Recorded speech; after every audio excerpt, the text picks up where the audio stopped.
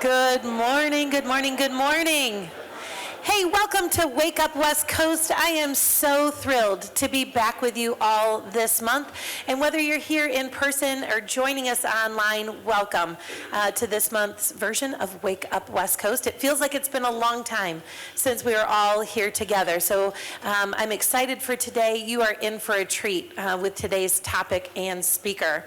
Of course, before we get started, I always want to thank those that help make these programs possible. And this morning, we had a morning mingle sponsor, Boileau & Co. Vince Boileau and his team at Boileau & Co. have just been incredible supporters of the work that we do. And will you join me in thanking Vince and the team?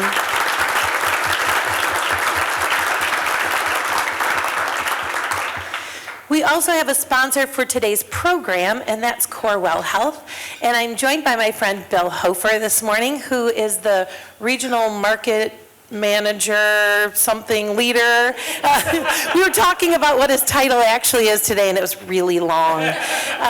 But Bill leads both the hospital here in Zeeland as well as Pennock Hospital in Hastings, and we're thrilled to have his leadership here in our community. And so Bill is joining us this morning to share some updates about all the great things that are happening within Corewell Health. So Bill, good morning, welcome. Yeah, thank you very much. And I've known Jody now for, I think, 3 years, and I told Jody a few seconds ago, she can call me whatever she wants.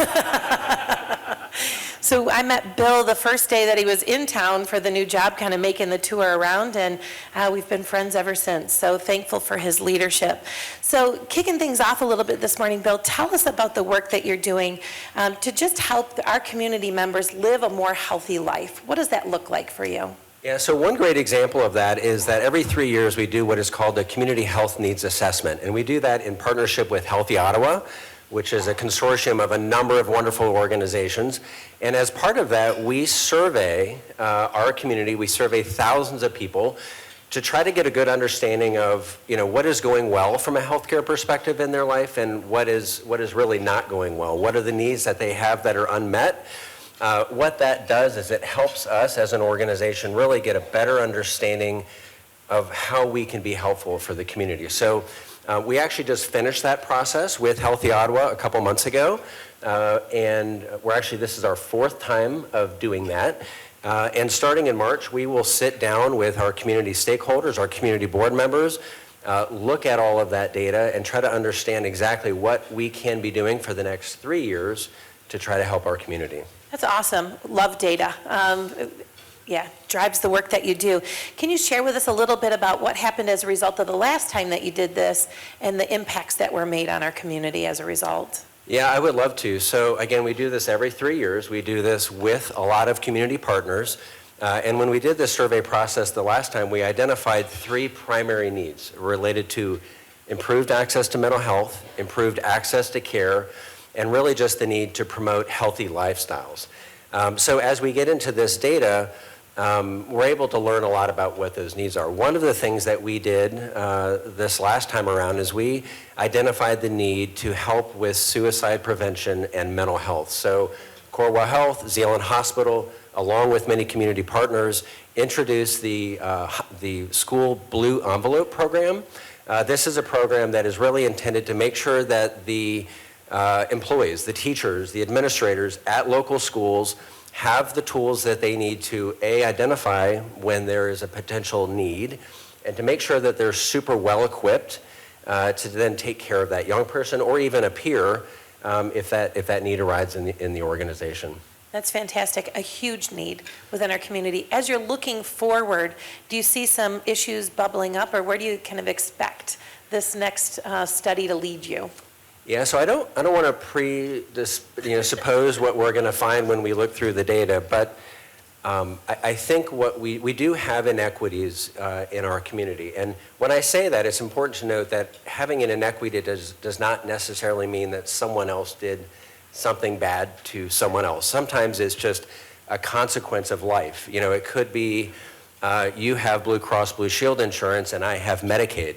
It's really hard to get access to some providers if you have Medicaid. It could mean that you have a fancy new car and I'm driving my bike to work. That makes it really hard for me to get access to care, especially if I don't feel well.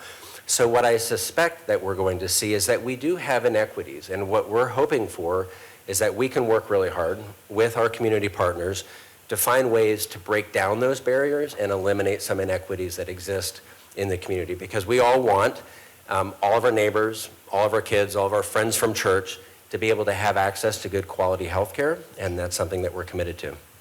Love that. That is critical. Bill, thank you for the incredible work that you and your team are doing to make this an equitable community so that everybody has great access to health care. Will you join me in thanking Bill?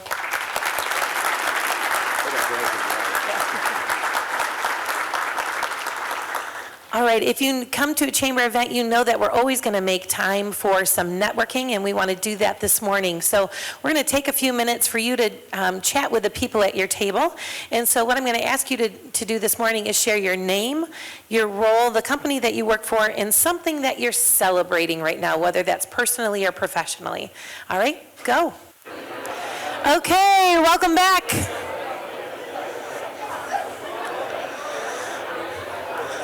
We're ready to kick things off.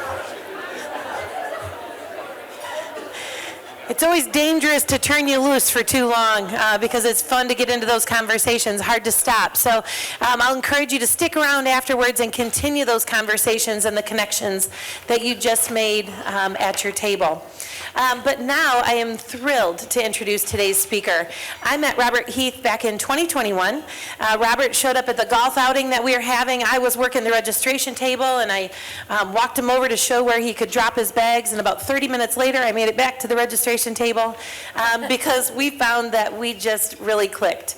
And Robert has been a friend ever since. We've had him with our West Coast Leadership Program kicking off the year at our annual retreat, and we have him coming in next week to work with our staff on some of the things that you're going to hear about today. So I'm a believer in the words that he's got for you this morning, and I think that it's going to resonate with you as well. So with that, please join me in welcoming my friend, Robert Heath.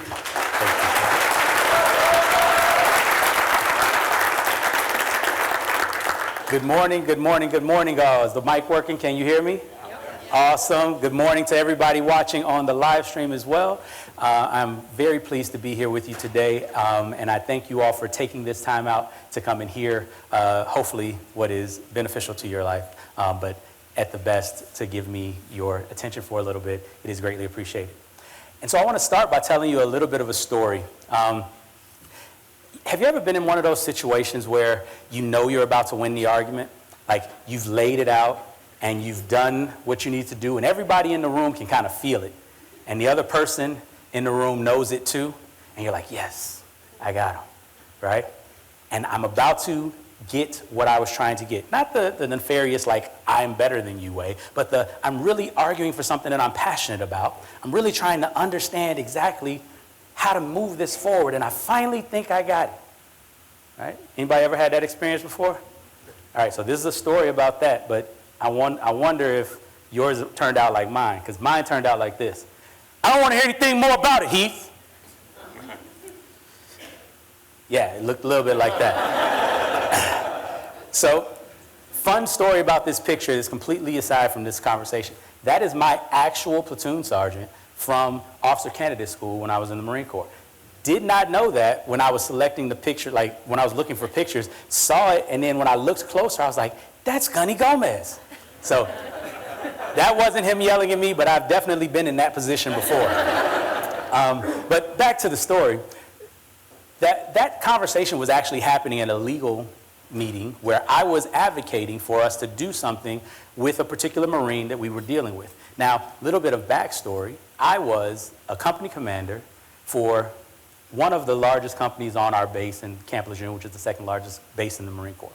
Now, at the time, I had been the winningest defense counsel in the last probably 10 years before I became a company commander. So I knew a little bit about the law, right? The person that just told me, shut up, I don't want to hear anything about that, Heath, that was my Lieutenant Colonel XO. Now, I'm a captain, he's a Lieutenant Colonel. So at that moment, I'm sitting there and I'm like, the martial artist in me, the South Side of Chicago guy in me, right, is ready to take this outside. However, like, I probably won the fight, but that's not the point. because the father in me, the husband in me, the lawyer in me knew that taking it outside would mean me going to jail, and that's probably not good for my family. All right? Anybody ever been in a situation where somebody outranks you and basically could shut you down and make it so that you can't do anything else and there's nothing you can do about it? Raise your hand if you ever had that experience. Okay, so I'm talking to friends, right? Right? So you understand how your blood kind of boils in that moment and how you can think of lots of interesting ways for this person to have an unfortunate accident happen to them, right? So that was the case, right? Now, fast forward, I learned some things in between that and having what I call a courageous conversation with this gentleman that changed the relationship completely, right? Now, one of the things that I learned, and my boss, this is the other thing, my boss was sitting right there and laughing, right? And I'm like, how are you gonna? Now, he told me about it later because he was also my mentor. You needed to learn that lesson, Heath. And the lesson was, you can't do that to him in front of everybody else because now he's losing face. And he's not going to let that happen. Light bulb goes off in my head. I realize, oh, I'm still mad, but I'm less mad, right? And I go and have a conversation with him, and fast forward, he becomes one of my greatest advocates. As a matter of fact, at the end of my tour, he's the person that's forcing me to take an award that I'm saying, I'm not really sure if this is the way we want to go. Now, we had some problems with them downgrading some awards from some other people, so it was going to create a political incident if they gave me this award. I'll save you all the backstory. But the basic thing is, that same guy that was, I don't want to hear any more about it, Heath, don't say anything else. And there were some probably choice words that I won't share with you that he said in that meeting as well. That same guy was making sure that I was getting an award, and that relationship ended up like this.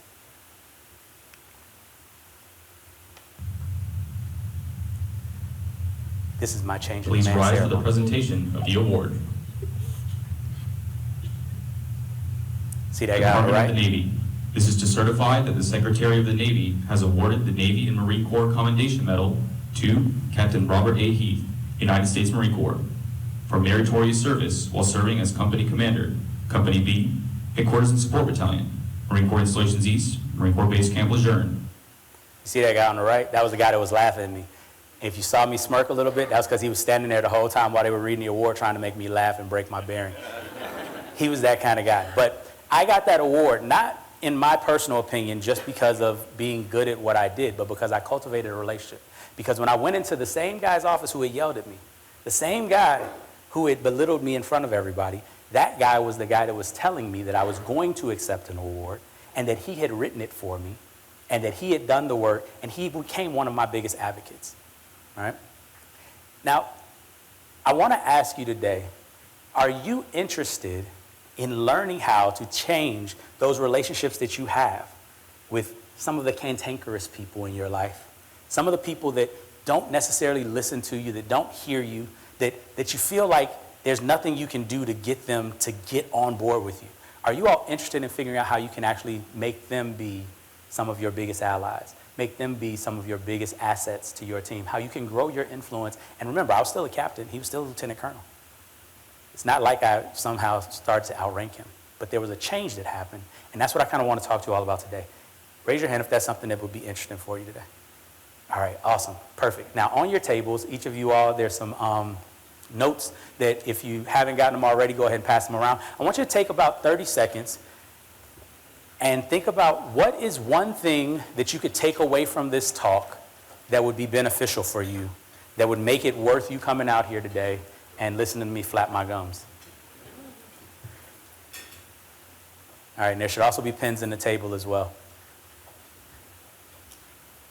While you all are doing that, you'll get to know a little bit about me. I'm not one of those people that's just about kind of informational education where I'm going to organize the thoughts in a really cool way and you'll walk away saying, wow, that Robert guy, he's really smart. Now, I do hope that you think that when we get done, right? I went to school and got a lot of degrees so that people would think that. But that's not why I'm talking. What I really want is transformation. And transformation comes when you actually can apply the information that's been organized for you so that your behavior and your results are different. So as we go forward here today, there's a couple of notes that I want you to be able to take, and I want you to be able to think about how this all works. Because as we talk about, we're trying to grow our influence without having to resort to, I'm in charge, or I'm older, or because I said so, right? Because that's not really the best way to engage people. And so one of the things you want to pay attention to for today is how everybody else generally does this. What most people do, and you'll see the line on your notes, what most people do is they use the truth as a sword. They use the truth as a weapon, right? You ever had anybody say that before? Hey, somebody had to say it. I'm just telling the truth. I'm just telling it like it is, right? Oftentimes, we think that being right is the end goal. And what I want to leave you with here today is that being right is necessary for having influence, but it's not sufficient. Because when you're being right, what that really does is that dramatically impacts your ego. It makes you feel amazing, right? When you get and you remember when you were in school and you got the answer right and you knew you had the answer right? Like, it feels great. I'm smart. I can figure it out. I can solve problems. But I want to tell you today that you being right does nothing to serve the world. Unless you can get other people to see that you're right and to change their behavior because you're right, you're not actually helping. And so what we want to do instead is we want to have courageous communication, courageous conversations. We want to be courageous communicators who tell the truth in love. And by doing so, we want to build bridges, we want to empower people, and we want to improve our results.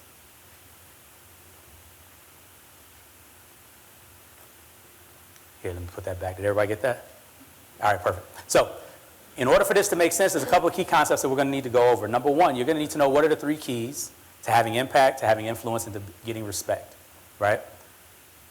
The other thing we want to pay attention to is you're going to be talking about the 3 killers of communication. These are the things that will shut it down no matter how good you are, no matter how verbose or how erudite you may be in your articulation of your position. These will kill your opportunity and your attempts. And then lastly, we want to talk about 5 core strategies that you can take with you to make you a better communicator, to make it so that you can actually influence anybody that you encounter. All right? So, let's first start off with the 3 keys. The biggest thing that we want to understand is that when you are engaging in a communication endeavor, in a conversation, in whatever you're doing with somebody, the first thing you have to remember is they are necessary for you to get what you want. Right? If they weren't, would you be having the conversation? Have you ever been in that time, every once in a while, where you realize, I don't really need to talk to you. This is not actually necessary for me to get what I want, right? Anybody ever had that experience, kind of when you're at a drive-through window and you're talking to the person and they're talking to you about something that is completely unnecessary and you're like, I need to talk to the manager because you can't fix my problem. It's not that you're a bad person, but I realize that you don't actually know what we're talking about right now, and I need to talk to somebody that knows what we're talking about. Exactly. When you realize that, you stop talking to people. So if you are actually engaging in this conversation, remember that you need them to get what you want. So this isn't kind of just like selfless love. Oh, I just want to make you feel better. No, I want to get what I want. Right? And if you want to get what you want, you have to understand the 3 keys to getting what you want are to make people feel 3 things. Number 1, you want to make them feel seen. Number 2, you want to make them feel heard. Number 3, you want to make them feel valued. If you can do that, now you've actually unlocked their willingness to be influenced by you.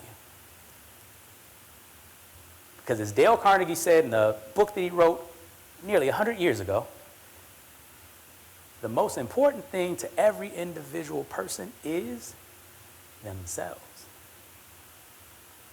And if you want to influence somebody, you have to recognize your power to let them feel that you think they're as important as they do. Right? But some of the things that you will encounter that will hinder your ability to do that are these 3 killers. So one of the things that will mess up your ability to make people feel seen, make people feel heard, make people feel valued is inadequate language. Has anybody ever been in that situation where it's on the tip of your tongue? What is that word? What's it called again? Anybody ever had that experience before? Right? Or you ever gotten into an argument with somebody where both of y'all didn't know what you were talking about, but you were arguing about which one of you was less wrong? Right? Exactly, right? Inadequate language creates a type of frustration in us because we know that we can use language, but we can't use it right now to get what we want, and it's frustrating. How many of you all have children or nieces, nephews that have been toddlers? All right, good. So you remember that stage where they knew enough words to ask for what they want, but not necessarily to get what they want? Right? What happens when they start using words and words aren't working? What do toddlers do? They get frustrated and they throw a tantrum. Exactly. Guess what? That doesn't go away. Adults do the same thing. We just do it a little bit more professionally. Right? Now, here's the funny part about our tantrums. As adults, we're also very perceptive. 55% of our communication is not about what's coming out of our mouths. Just let that sink in for a second. Even if you say everything right, even if you have the perfect intonation and the perfect syntax and the perfect grammar, you're still only communicating 45% of whatever it is you're trying to tell somebody. Can you understand why we've had so much problems with email and text now? Right? The majority of what we communicate is nonverbal. So now, what happens when you get frustrated, when you have inadequate language? What do you start doing? What's your face start doing? What's your body language start saying? Now, here's the funny part. You're frustrated normally at yourself or at the situation, but what does it look like to your communication partner? Right?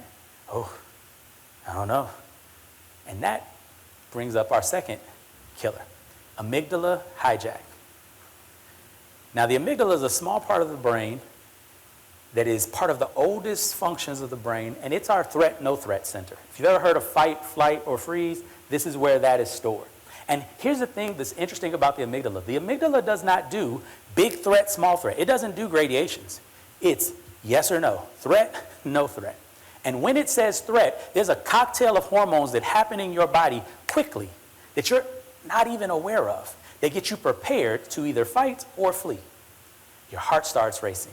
Adrenaline starts pumping. Cortisol starts seeping into your body. Here's the fun part.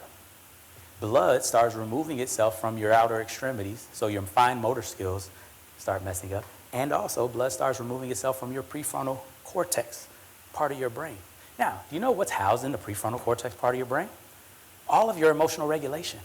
All of your ability to think abstract thoughts. All of your ability to actually see two sides of an argument start to go away when you get into amygdala hijack. Have you ever seen somebody where the angrier and angrier they get, not talking about anybody in this room, but how the angrier and angrier they get, the dumber and dumber the arguments are that they start to make? How they'll say the same thing over and over again as if they said something different? Right? Right? Again, nobody in this room, asking for a friend, right? But the interesting thing about that is that's a chemical cocktail. It's not something that you actually can mentally control. One of the best solutions for this situation is actually to take a time out. Right? When all the stuff that we laugh about, woosah and walking and breathing, it's actually the best thing you can do. Because it allows your brain to reset and say, okay, the threat's not a bear or a lion or a tiger. It's just a conversation. Right? It's not an emergency. And it allows that chemical cocktail to flush out of your body so that your blood starts flowing, you get to think more critically again, and all the really cool stuff. So the third killer is unconscious bias. Now, recently, a lot of people have kind of looped unconscious bias into this kind of prejudice and, nefarious world. But I want everybody in here to look at this word and understand it. Unconscious bias means exactly what it says. It's bias, or a tendency to look at the world in a certain way that you're unconscious of. Everybody has unconscious bias. It's basically the stories that we tell ourselves. For example, how many right-handed people are there in the room today? All right. Now, when you go and you see things that are right-handed, that just makes sense to you. Right? That's not because you don't like left-handed people, but you see the world in a right-handed biased way. You probably brush your teeth with your right hand, and you just did that because it felt the most comfortable. Has nothing to do with what's actually right or wrong, but in your mind, that's the way it should be. And oftentimes, we get caught up with the stories that we're telling ourselves. All right, so for perfect example, I need 2 volunteers. Somebody, and you don't have to do anything other than tell me how you feel after I ask you a question. All right, 1, who we got? Zach and Valerie, perfect. All right, so hypothetically, everybody understands this is hypothetical. This is not a binding contract, so I'm not about to give y'all any money. Is everybody clear? All right, so hypothetically, Zach, I give you $1,000, all right?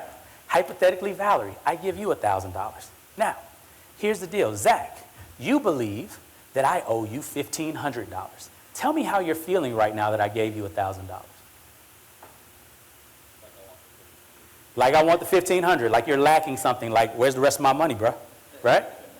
Good, good. Valerie, you believe I owe you $500. I just gave you $1,000. How are you feeling right now? Excited. Got a $500 bonus. Excited, $500 bonus. Like, ooh, you really like me. I'm gonna hang around Robert a little bit more. He's really nice, right? Now, I want y'all to pay attention to something really quickly. What was the stimulus? Something good. Something good. What, I heard something same. Say it a little bit louder. Expectation. Close, yes. There was difference in expectation, but what did I give them? Same. The same amount of money. I gave them $1,000. The same thing happened to both of them. Valerie likes me a lot more now. Zach is looking at me kind of side-eyed. What was the difference? Expectation. Did I create that expectation? Now, technically for the hypothetical, yes, because I told him what to believe. But in reality, Zach believed something. Notice that I didn't say that I actually owed him $1,500. Zach believed I owed him $1,500. And because he believed I owed him $1,500, he's mad at the $1,000 that I gave him. That ain't got nothing to do with me. And similarly, Valerie is amazingly excited about me. Again, it has nothing to do with me. She just forgot that I owed her $1,000. Right? And so we have to be very aware of the fact that your frame that you bring to a conversation can kill the conversation before it ever starts. Right? And then it can turn into all of these other killers. So, everybody excited about figuring out how we can overcome these now? All right, so, whoops, wrong way. Before we do that, I want you to think about in your lives and on your sheet of paper, go ahead and write down anytime you've experienced one of these 3 killers in the last month to a month and a half. Think about something that's happened in a conversation that you had that actually shut the conversation down where you weren't actually able to get what you wanted. And take a couple of minutes, write it down, and then share it with somebody at your table.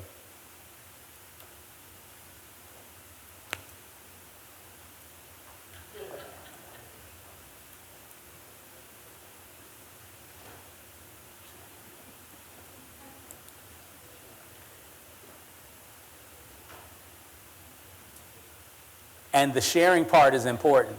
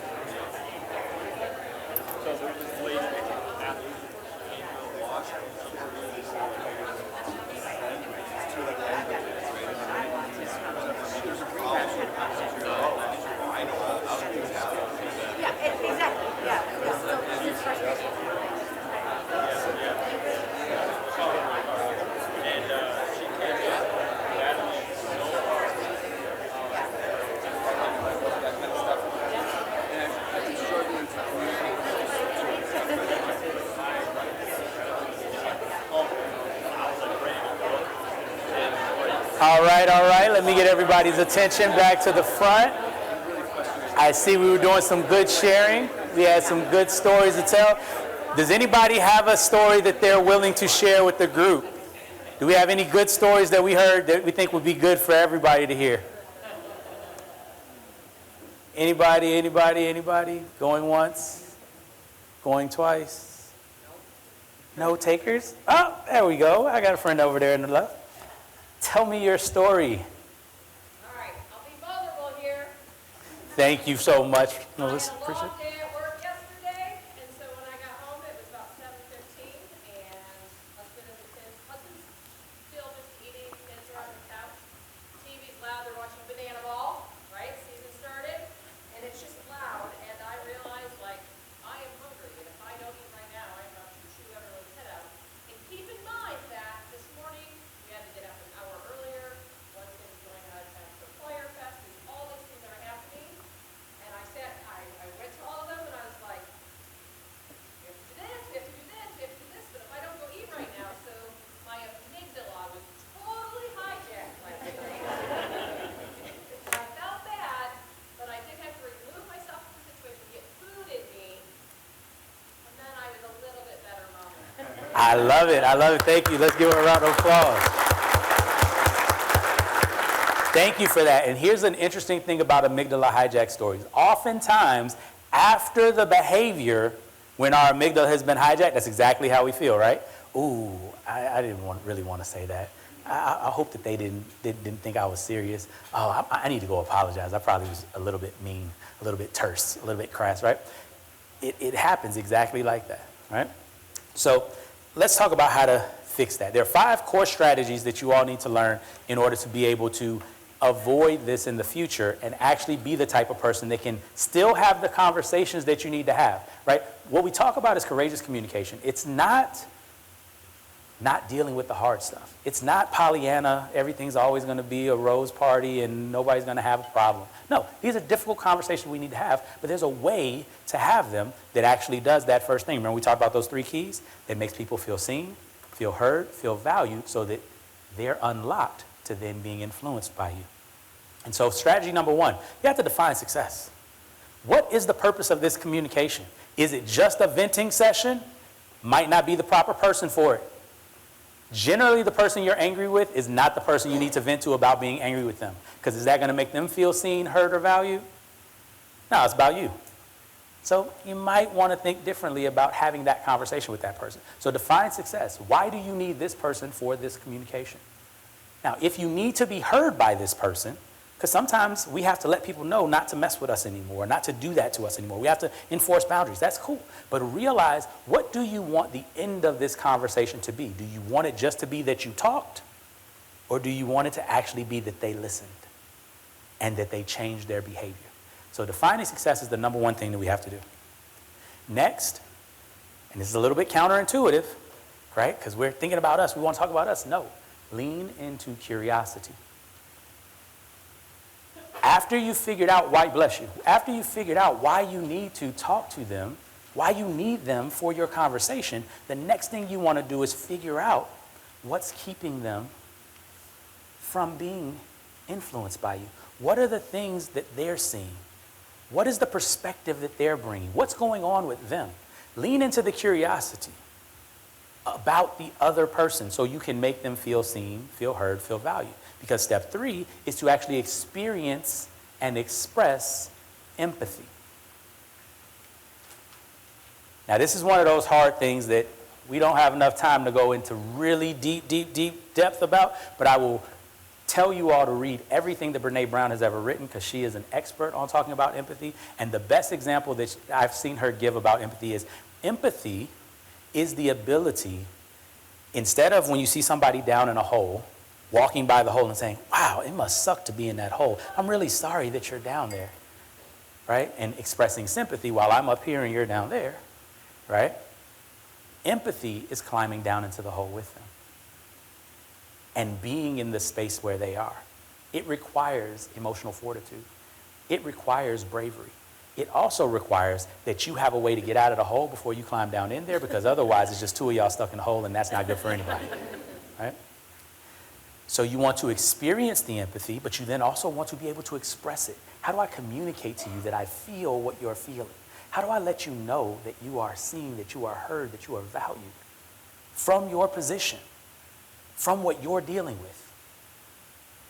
Because again, once you can do that, now you've unlocked them. Now you can actually create an inclusive understanding of the situation. Now, what's an inclusive understanding of the situation? It's a situation that incorporates what you see and what they see. Oftentimes we go into conversations and with our unconscious bias, we know exactly what we're thinking. We know exactly what it needs to be, what it should be. Should is one of my favorite words to let me know that the person who I'm talking to is living in fantasy land, right? Because anytime we're talking about what should be, we're not talking about reality. We're not talking about what is, right? And so what we want to do is we want to make sure that as we go through, we first unlock them before we start talking about what we need to talk about, what we see, how we think, how we feel. Because in the last step, what you're able to do is then create a solution where everyone wins together. Because remember back what we talked about, everybody's favorite person is who? Themselves. It's a lot easier to get people to do what you want them to do if doing what you want them to do gets them what they want to. If you're the only person winning in this conversation, you're setting both of you up for failure. Because you're asking them to voluntarily lose, and very few people do that consciously. All right? So, I know that you probably got some questions. What do we do? How do we actually do that? How do we make that happen in that section? So, when we talk about defining success, what are some questions you can ask yourself in that moment? Because I don't want you just to think about it and see it that way. I want you to actually dig in. What are some questions you can ask yourself for defining success? So one question is, what do I want after this conversation? What do I want to be the case after I'm done with this conversation? Not what do I want from them, but what do I want the situation to be when this conversation is over? What does success actually look like? Right? And there's three things that you can pay attention to when you're answering that question. Number one, what are the facts that will exist? Number two, what are the feelings that will exist? And then number three, what is the functionality? What am I now able to do because those facts and those feelings exist? And you want to think about this and get really clear before you have these difficult conversations. Now, again, this is not for the, hey, how's your morning going conversation. You don't have to get so deep, right? But when it's something where you know it could go off the rails, you want to make sure that you have already started with the end in mind, as Stephen Covey famously said, right? The next question you want to think about when you're leaning into curiosity, what am I not seeing about their perspective? What am I not seeing about the reasons behind their actions? Do I really think they're just a stubborn, arrogant, doesn't care about anybody but themselves type of person? Is that really who I'm married to? Right? Yeah, exactly. Right? Sometimes it's a toss-up, right? No, but you really have to look at, and you really have to ask yourself, do I really think that they're as bad as what my story that I'm telling myself about them is? Do I really think that they want to hurt me, or that they don't want to listen, or that they don't care about the company, or that they don't want to move things forward? Is that what I really think about them? Because if that's not what I think about them, then my reality is incongruent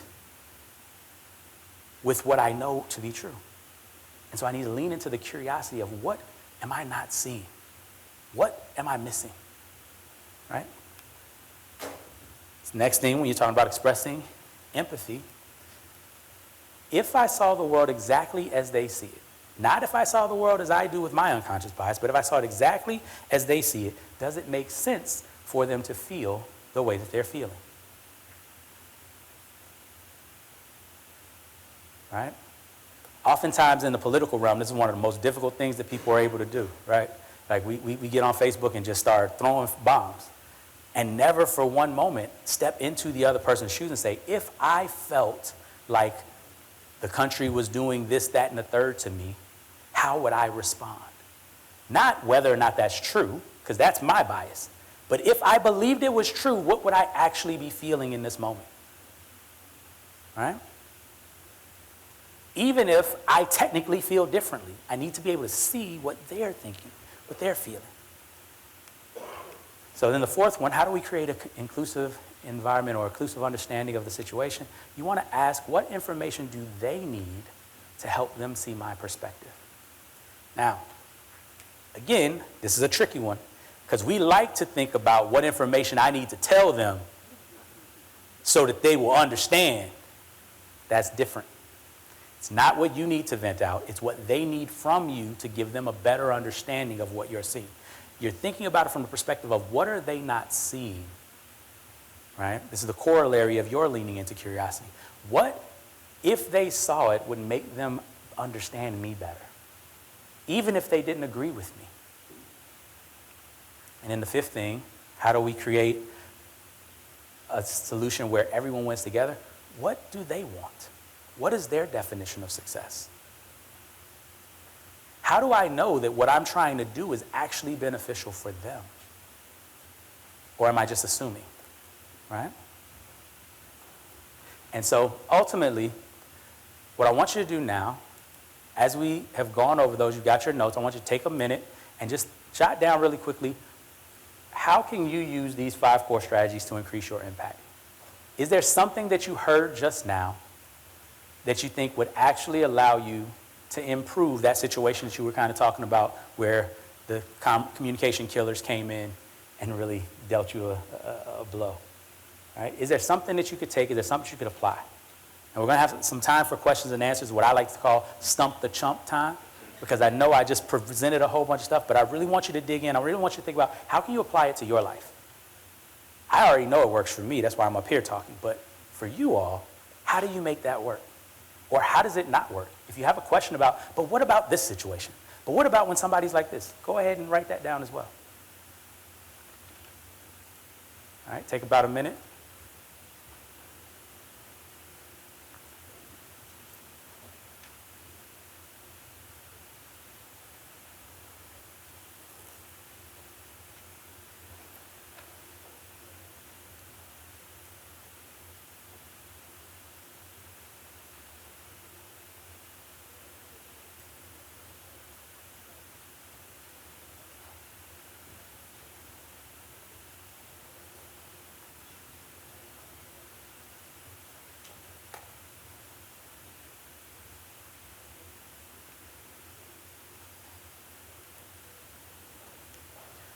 All right, so I told you all that I would tell you a little bit about how I did what I did, and so the story concludes this way.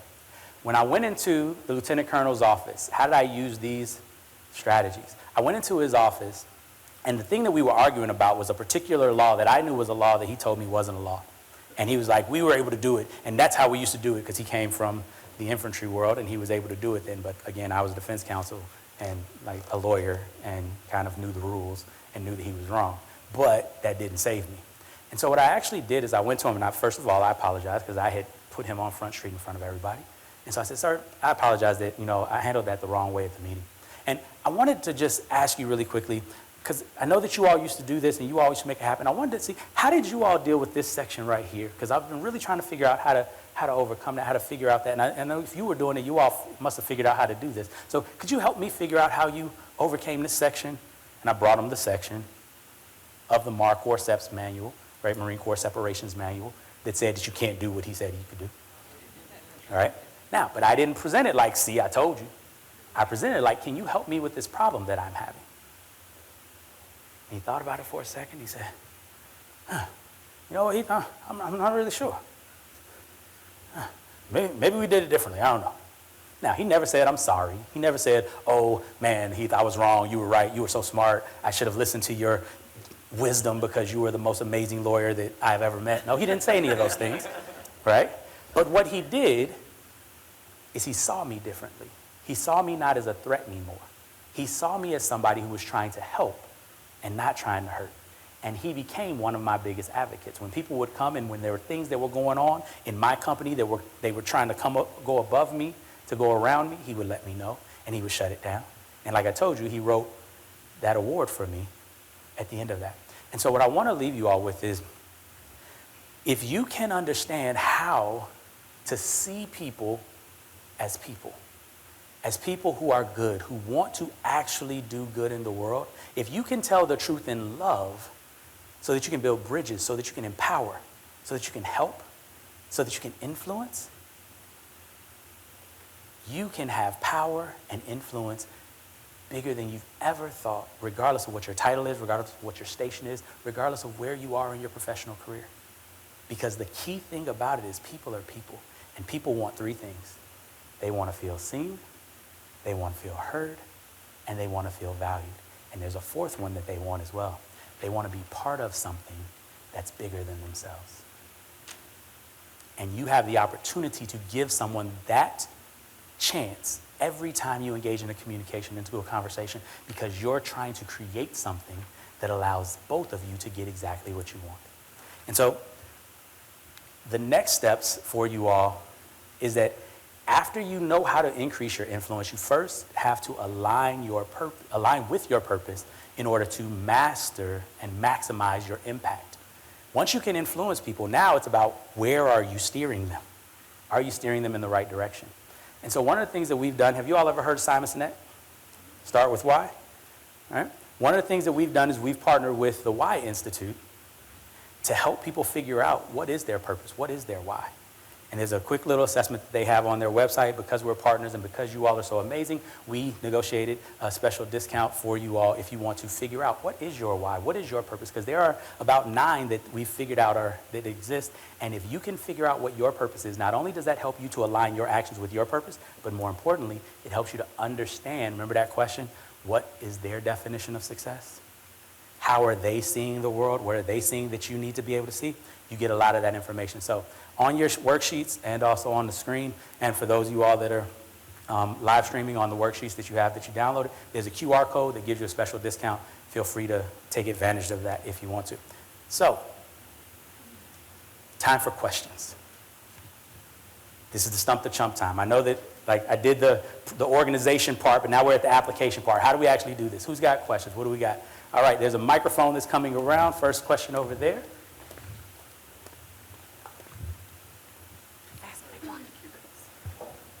So first of all, excellent presentation, wonderful information. For myself, I realize if I'm going to switch gears, I need some time. Like once I'm on the track of you're going down, I don't know, maybe that's not so nice. I love it. But once I'm on that track, it would take me some time. Do you have some clues as to like how do you get a little bit of time to change your mind a little bit? That's a phenomenal question, right? Raise your hand if you have that similar thing, like, I need some time before I keep engaging this, right? The basic thing is this thing that we do with our children all the time. You ever heard this thing called a timeout? Yeah, it works for adults too. And it's not a punishment. It's actually a strategy. What you can do is you can say, you know what? I need a second before I can continue this conversation. Can we pick this back up in 10 minutes? Can we pick this back up after lunch? And take the time that you need. Because here's the thing, once you realize that your blood is boiling, just know you're getting dumber by the minute. Right? Like it's not going to get any better from here. Okay? Right? And don't believe me, look at your past track record as evidence, right? At the end of the day, take that time that you need. It's okay. It's not a sign of weakness. It's actually a sign of strength because you're aware. Right? You remember, any of y'all remember G.I. Joe? Right? Now you know. And knowing is, come on, I'm not the only one that watched G.I. Joe. There we go. Thank you, Rick. Right? Knowing is half the battle. That's the whole thing. Once you know, you now have power because you can actually do what you need to do. So does that help? Awesome. Awesome. Other questions? Along a similar vein, how do I encourage people who don't seem like they want to engage? That's a really good question. Again, I want to make sure, how many of you all have that person that's like, they don't really want to hear what I got to say. They don't really want to change. They're just here to pick up a check. Anybody got those people that you work with? All right, good. Now, I want you to just understand a really cool thing. It's a lot easier ways to pick up a check than showing up to work on time every day. As the pandemic just showed us, there's a whole bunch of money that people can get for a whole bunch of stuff other than coming to work every day on time and doing their job so that you can't fire them. There's a lot easier ways to pick up a check. So when we think about our unconscious bias that this person is actually not wanting to engage, we actually have to flip that back on ourselves and say, what am I not doing to make them engage. Because pick whoever you think about. There are people that can get them to do stuff. There are people that they are excited to see. There are people that they are happy to do whatever they ask them to do. You're just not one of those people. And sometimes that hits our ego, right? It must be them, it can't be me. But the reality is, there's a master key to people. Make them feel seen, make them feel heard, make them feel valued. And then you might get a clue into what is the thing that's actually keeping them from being engaged, since I obviously don't know it right now. Does that help? Awesome. Thank you all so much. Join me in thanking Robert.